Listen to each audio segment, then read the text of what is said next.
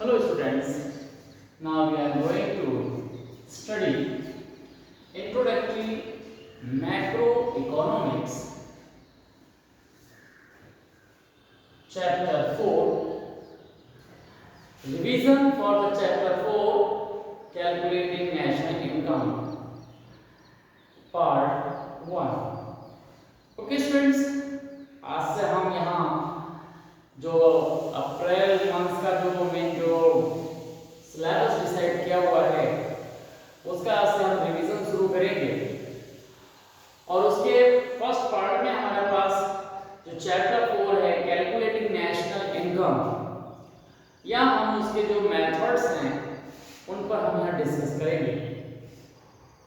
तो national income सारे students को मालूम है कि इस नेशनल इनकम क्या है, what's the meaning of the national income. अगर हम नेशनल इनकम की बात करते हैं तो बहुत सिंपल सा आप ये कह सकते हैं कि national income means the sum of factor income. National income क्या है कि सम ऑफ फैक्टर इनकम है। फैक्टर इनकम का मीन आप समझ सकते हैं कि जो फैक्टर ऑफ प्रोडक्शन का जो रिवार्ड है, और ये रिवार्ड आपको मालूम है कि इसमें आपके पास जो वेजेस है, आपके पास रेंट है, इंटरेस्ट है, प्रॉफिट है, यही सब आपके पास क्या है, चार जो आपके पास मेन जो हम बोलते हैं जिसे कि आपके पास फैक्टर इनकम है, तो इन सबको अगर हम ऐड कर लेते हैं तो वो नेशनल इनकम कहलाती है। ओके, और यही नेशनल इनकम को कैलकुलेट करने के लिए हमारे पास तीन ये मेथड डिस्क्राइब किए गए, और ये जो तीन मेथड हैं इन तीन मेथड को आपको क्या करना है, अच्छी तरह से रिकॉल करना है, उसको रिवाइज करना है। अगर एक बार आपके पास दिमाग में आ जाते हैं कि हम कैसे कैलकुलेट करेंगे, तब ये आप कोई भी प्रॉब्लम हो, कैसी भी प्रॉब्लम हो, उसे आप सॉल्व कर सकते हैं। तो नेशनल इनकम को कैलकुलेट करने के हमारे पास तीन मेथड दिए गए हैं। Now first method is the national income को कैलकुलेट करने का फर्स्ट मेथड आपके पास है income method. Now first method is known as the income method. इसे फैक्टर मेथड भी बोल सकते हैं। सेकंड आपके पास है एक्सपेंडिचर मेथड। एक्सपेंडिचर मींस जो हम कंजम्पशंस करते हैं, जो खर्च करते हैं, उसके बेस पर हम नेशनल इनकम कैलकुलेट करते हैं। तो ये नेशनल इनकम कैलकुलेट करने का सेकंड मेथड क्या है आपके पास, एक्सपेंडिचर मेथड। और जो तीसरा आपके पास जो मेथड है वो आपके पास वैल्यू एडेड मेथड, या फिर हम इसे प्रोडक्टिव मेथड भी बोल देते हैं।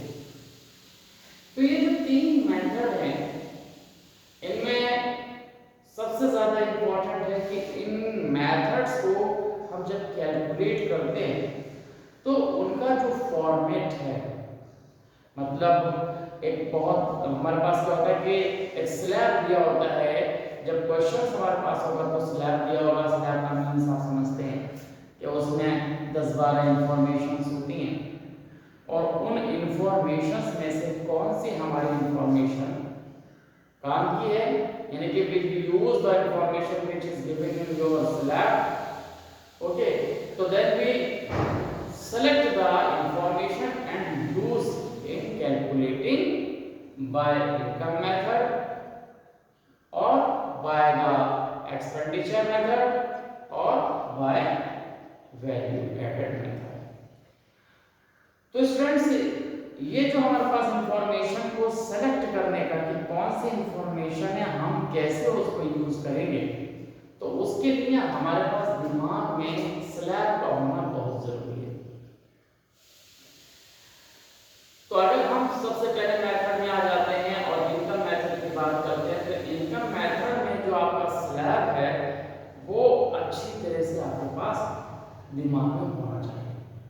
तो आज हम क्या करेंगे कि ये जो इनकम मेथड का सिलेबस है, वो जो इनकम मेथड का जो आपके पास फॉर्मेट है, उस फॉर्मेट को हमें क्या करना है, स्टडी करना, उसको रिकॉल करना है, उसे हमें रिवाइज करना है, और फिर जो भी इंफॉर्मेशन हमें क्वेश्चन जो हमारे पास स्लाइड में दी होती हैं उनको हमें वहां से कलेक्ट करके अपने क्वेश्चन को कंप्लीट करना होता है।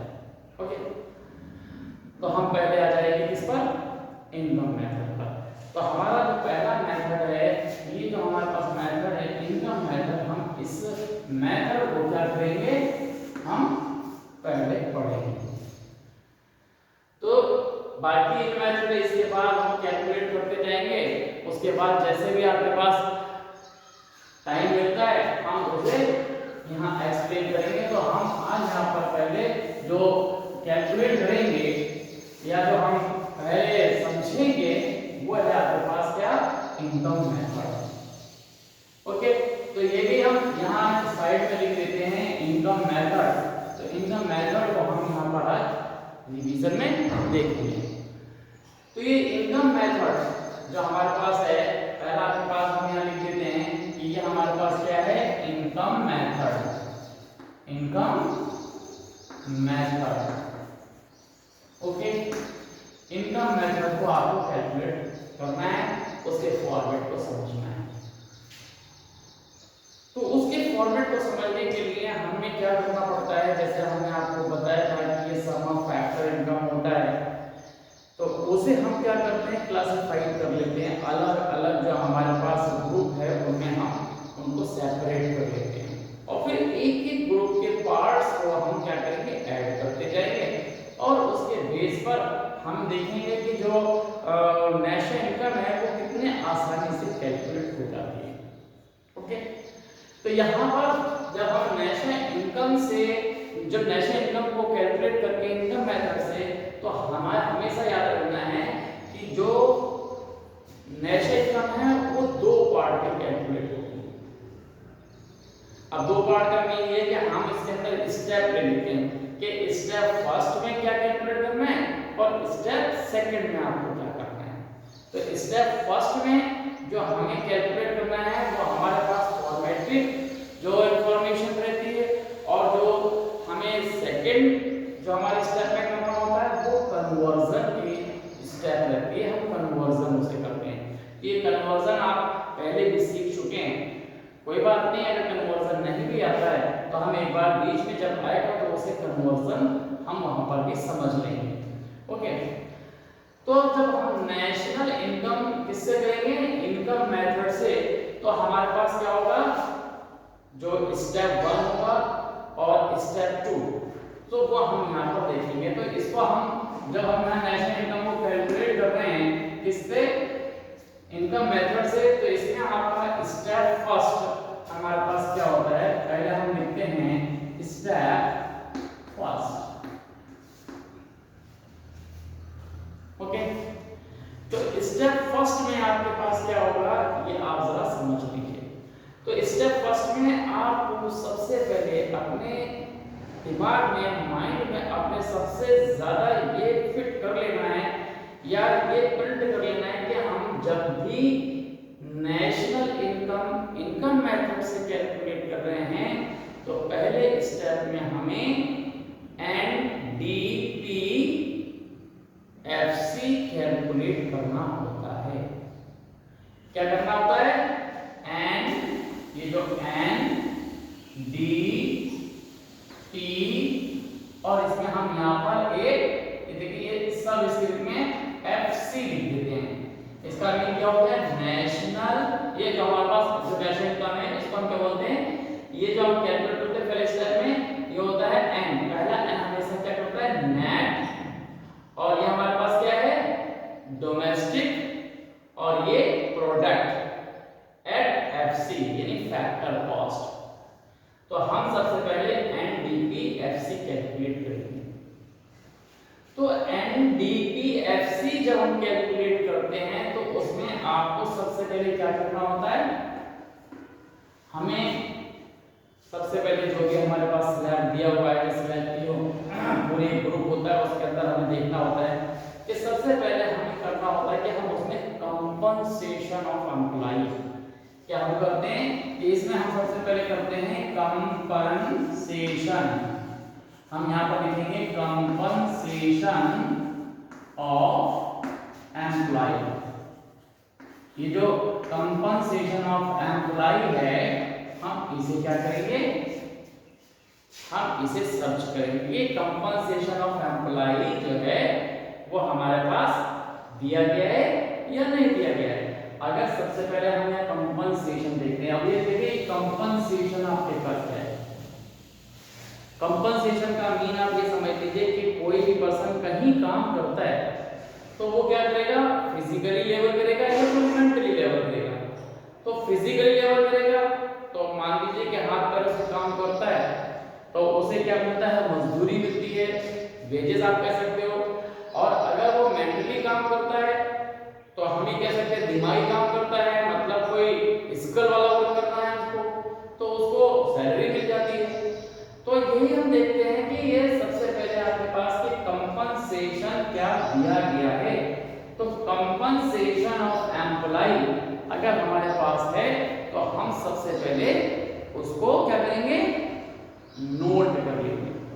ओके, तो सबसे पहले हमें ये देखना होता है कि कंपनसेशन ऑफ एम्प्लॉय है या नहीं। अगर कंपनसेशन ऑफ एम्प्लॉय दिया गया है तो हमने उसको नोट कर लेना है, और अगर नहीं दिया गया है तो हम क्या करेंगे, इसके जो पार्ट्स हैं हम उनकी तरफ बढ़ जाते हैं। ये देखिए इसके 3 पार्ट आपके पास आते हैं कंपनसेशन ऑफ एम्प्लॉय। आप चाहे तो ऐसे लिख लें या फिर हम यहाँ पर 1 2 3 करके हम लिख सकते हैं, तो उसमें स्पेस ज्यादा मिल जाएगा, वो हम यहाँ पर कर लेते हैं। तो ये देखिए, तो ये आपके पास क्या है, कंपनसेशन ऑफ एम्प्लॉय। तो कंपनसेशन ऑफ एम्प्लॉय में अगर नहीं दिया गया है तो कंपनसेशन ऑफ एम्प्लॉइज के हमारे पास क्या होते हैं, 3 पार्ट होते हैं। पहला पार्ट ये आप यहाँ पर देखिए, पहला पार्ट अगर नहीं दिया गया है कंपनसेशन कोई बात नहीं है, हमें क्या करना है, अगर नहीं है तो इसके पार्ट्स होते हैं उन्हें हम सर्च कर लेते हैं। तो उसे हम क्या सर्च करेंगे, पहला होता है वेजेस एंड सैलरी।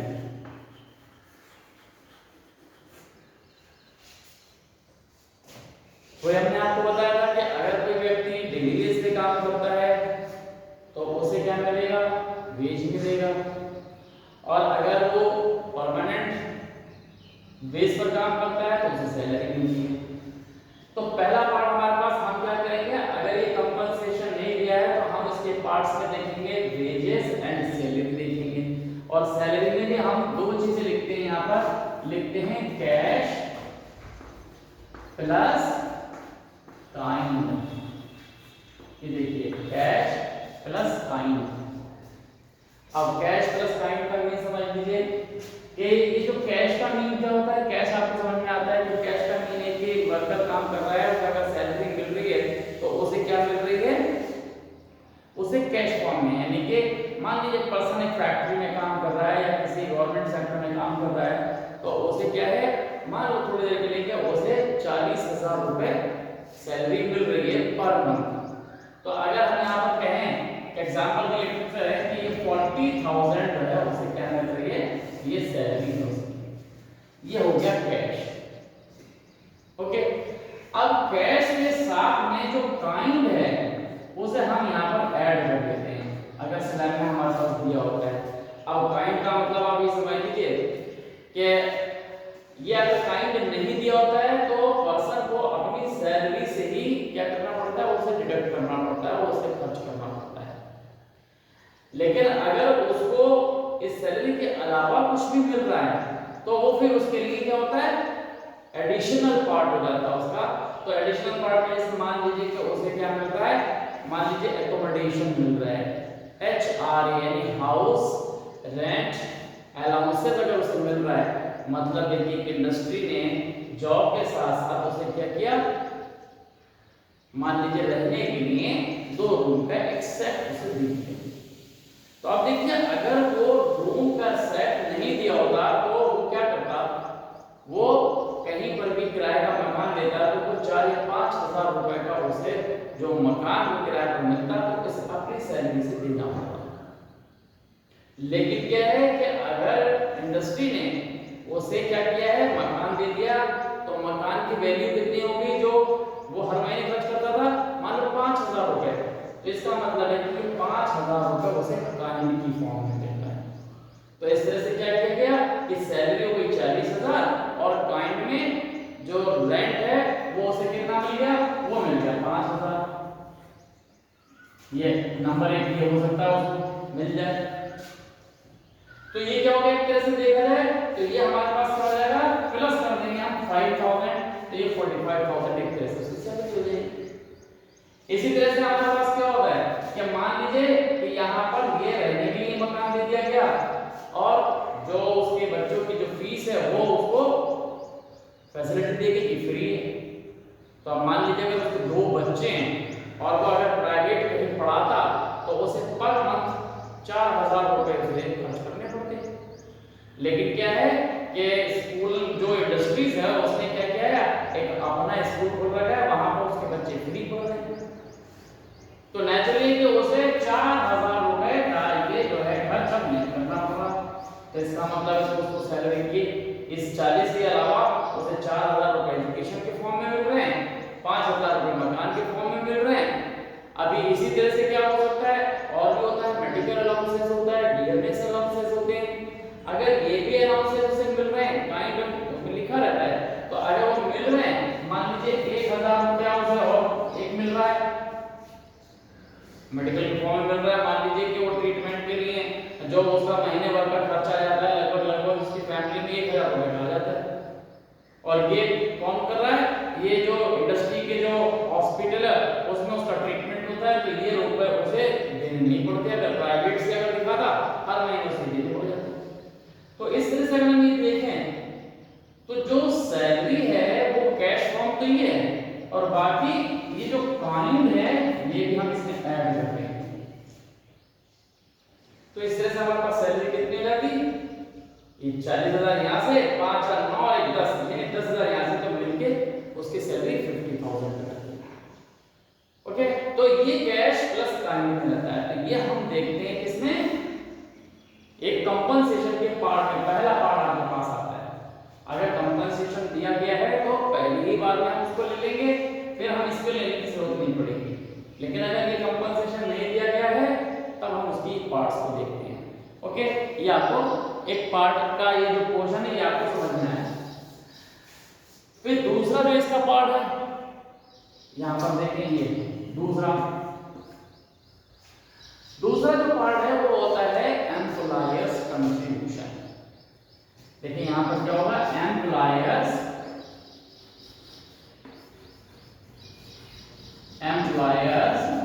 कंट्रीब्यूशन।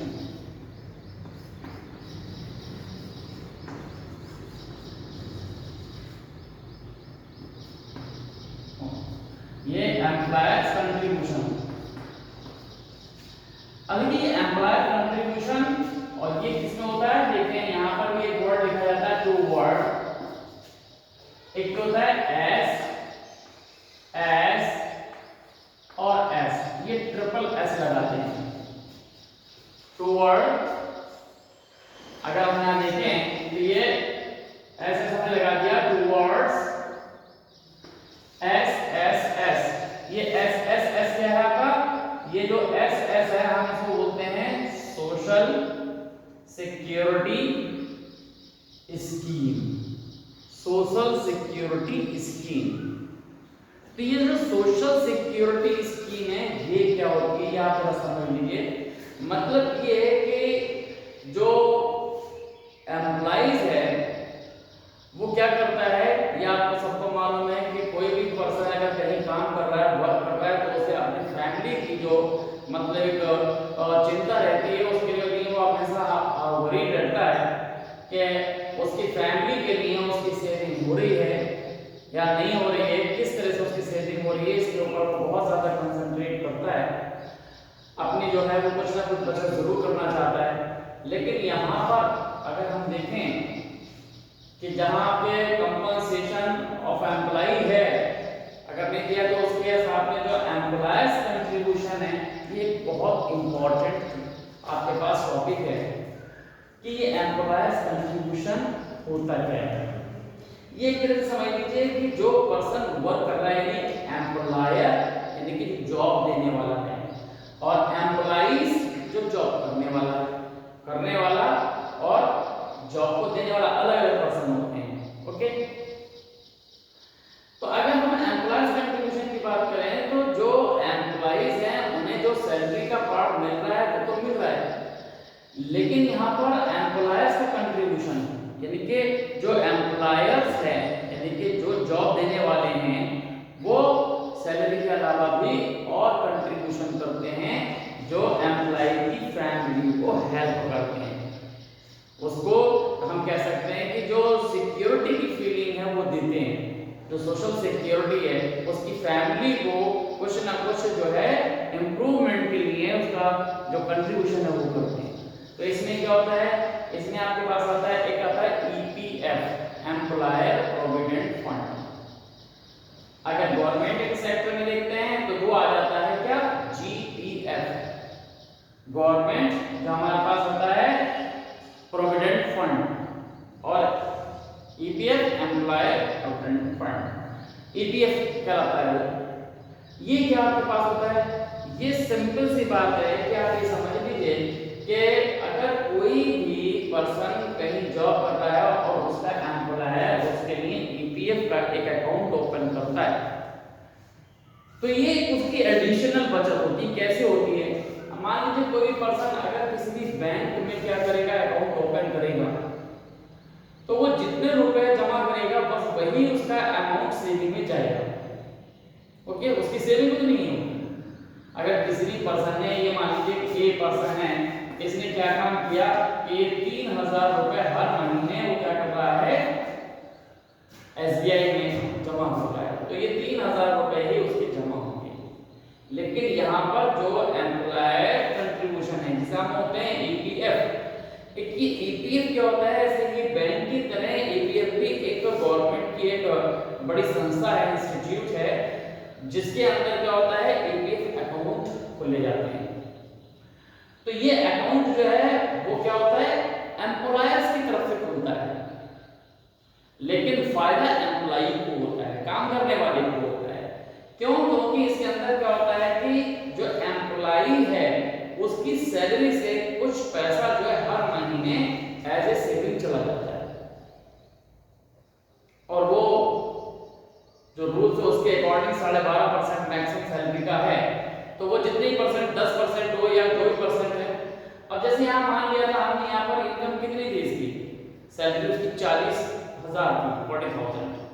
अब यहाँ से 10% 12.5% मैक्सिमम है। मान लीजिए कि एम्प्लॉई ने क्या काम किया कि उसका ईपीएफ खुलवा दिया और उसका 10% ईपीएफ कट रहा है, तो 10% ईपीएफ कटने का मतलब है एक पर्सन है ए पर्सन, तो ए पर्सन ने ईपीएफ का अकाउंट खुल गया और उसका 10% का मतलब कितना हो गया, 4000 हो गया कि ए पर्सन है इसका यहां से सैलरी से जमा होगा।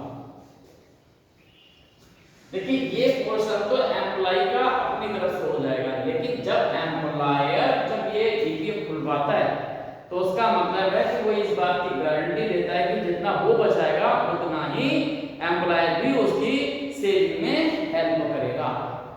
तो जितना जो आपके पास अमाउंट यहाँ कट होता है उसकी सैलरी से, उतना ही अमाउंट ये देखिए प्लस हो जाता है, ये एम्प्लॉयर की तरफ से ये आपके पास ऐड हो जाता है और उसकी सेविंग हो जाती है 8000 रुपए पर मंथ। तो इस तरह से ये हमारे पास क्या होता है, ये एम्प्लॉयर की तरफ से ये 4000 रुपए का कंट्रीब्यूशन है, ये एक्स्ट्रा होता है उसका सैलरी से, तो इस तरह से उसकी सैलरी बढ़ जाती है। ओके, तो ये सेविंग जो 8000 रुपए हर महीने की जो सैलरी है वो उसकी फैमिली की सिक्योरिटी के लिए क्या हो रहा है, हर महीने से कट हो रही है, वो कट रही है, वो उसे मिलेगी। ओके, ऐसे ही इसके साथ और भी आता है जैसे कि ग्रुप इंश्योरेंस होता है। अब ग्रुप इंश्योरेंस मान लीजिए एम्प्लॉयर है, एम्प्लॉयर ने अपनी जो इंडस्ट्री में काम करने वाले जितने भी वर्कर हैं उसके लिए क्या काम किया है, मान लीजिए कि उसने एक 20 लाख की हर एम्प्लॉय की जो है क्या की है, ये एक पॉलिसी जो है वो ओपन कर दी है। ओके, ये 20 लाख रुपए।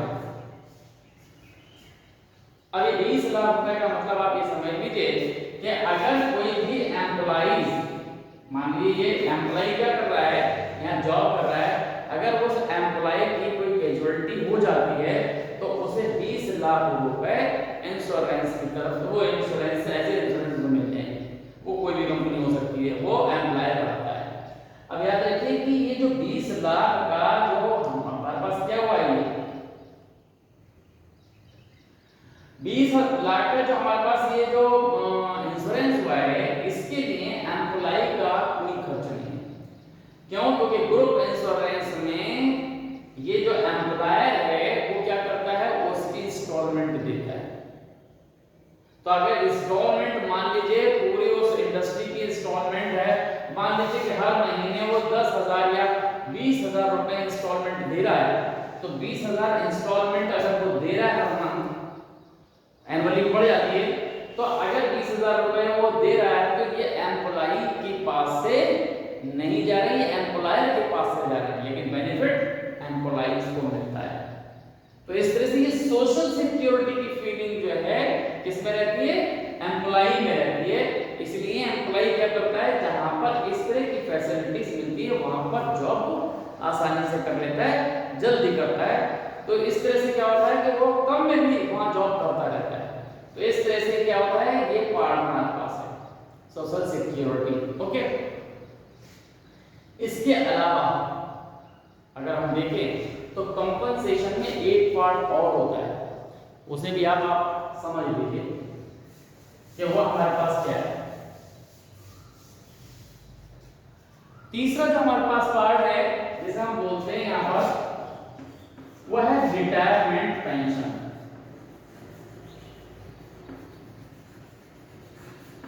रिटायरमेंट पेंशन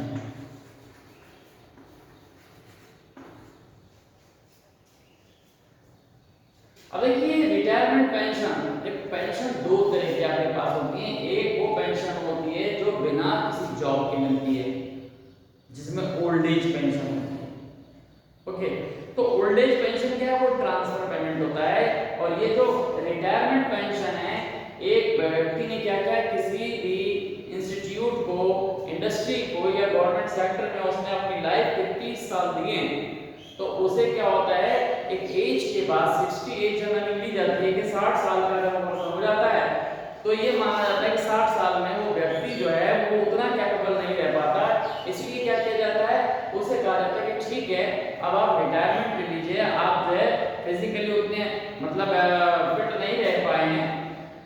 तो इसके लिए क्या करता है कि वो जो इंडस्ट्री है या जो आपका गवर्नमेंट सेक्टर है, उसे क्या करता है, हर महीने एक पेंशन, एक मतलब अमाउंट है वो फिक्स करता है, हर महीने उसे वो देता है। तो ये जो हमारे पास जो अमाउंट हर महीने उसे 60 साल के बाद मिलती है, वो रिटायरमेंट पेंशन कहलाती है।